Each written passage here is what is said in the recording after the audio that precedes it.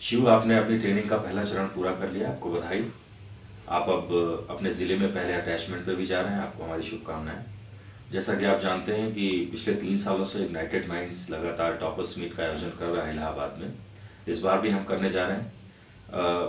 पहला सवाल मेरा आपसे ये है कि आप बच्चों को क्या संदेश देना चाहेंगे जो हिंदी भाषी क्षेत्रों से आते हैं, और यूपीएससी की जो प्रणाली बदल रही है परीक्षा की, उसके संबंध में हिंदी भाषी प्रतियोगियों को कैसे तैयारी करनी चाहिए?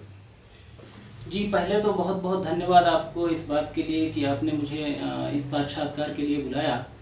और पिछले वर्ष भी हम इस तरह के वर्कशॉप में जाते रहे हैं और जो प्रतियोगी हैं उनको लगातार मार्गदर्शन प्रदान करते रहे हैं। ऐसे में इस प्रकार की जो टॉपर्स मीट हो रही हैं उनका बहुत महत्वपूर्ण रोल है, और इसके लिए हम आपको स्वयं बधाई देना चाहेंगे कि आपने इस प्रकार के आयोजन जो हैं उनको करने का निश्चय किया है।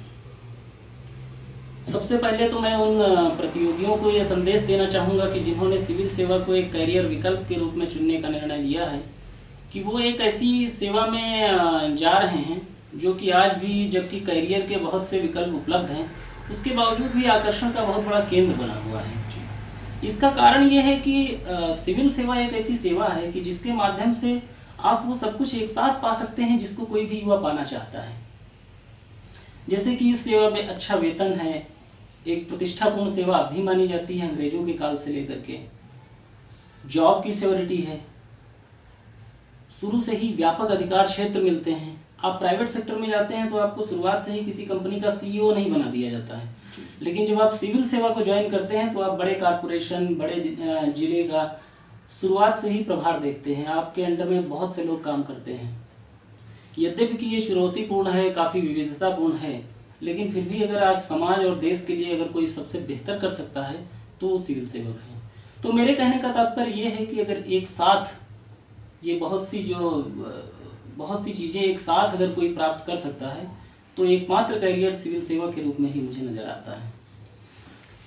लेकिन सिविल सेवा को एक बार अपना करियर विकल्प चुनने का जब निर्णय ले लिया तो उसके बाद जो प्रतियोगी होते हैं उनके मन में तरह तरह के सवाल आते हैं कि प्रतियोगिता की तैयारी के लिए क्या किया जाए, कहाँ से शुरुआत की जाए, किन विषयों का चुनाव किया जाए, किन कोचिंग संस्थानों में प्रवेश लिया जाए, इसके लिए बेहतर समय क्या है, पीजी करना चाहिए कि नहीं करना चाहिए, कोचिंग में प्रवेश लिया भी जाए कि ना लिया जाए, कोचिंग में प्रवेश लिया जाए कि ना लिया जाए, अगर कोचिंग में प्रवेश ले लिया जाए तो किस तरह के संस्थानों में प्रवेश लिया जाए।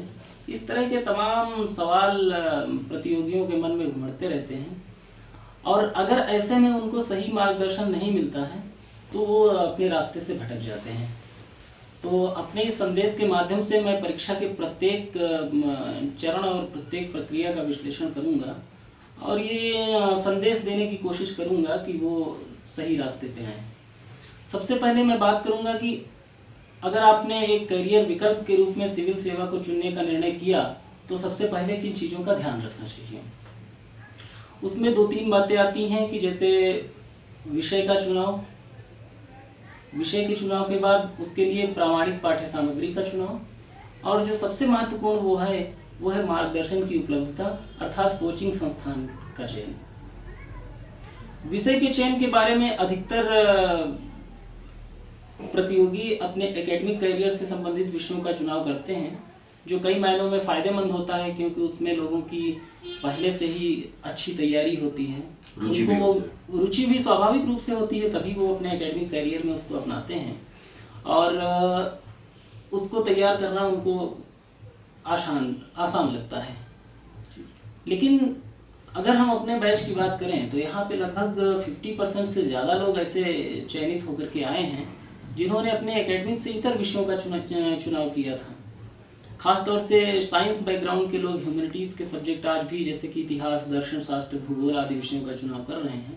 काफ़ी स्कोरिंग है और उसमें अच्छा रिजल्ट आ रहा है। तो विषय का चुनाव इस परीक्षा का बहुत ही क्रुशियल पॉइंट है, इसमें ध्यान देने की ज़रूरत है। और इसके अंतर्गत मैं 3 बातों पर ध्यान आकर्षित करना चाहूँगा।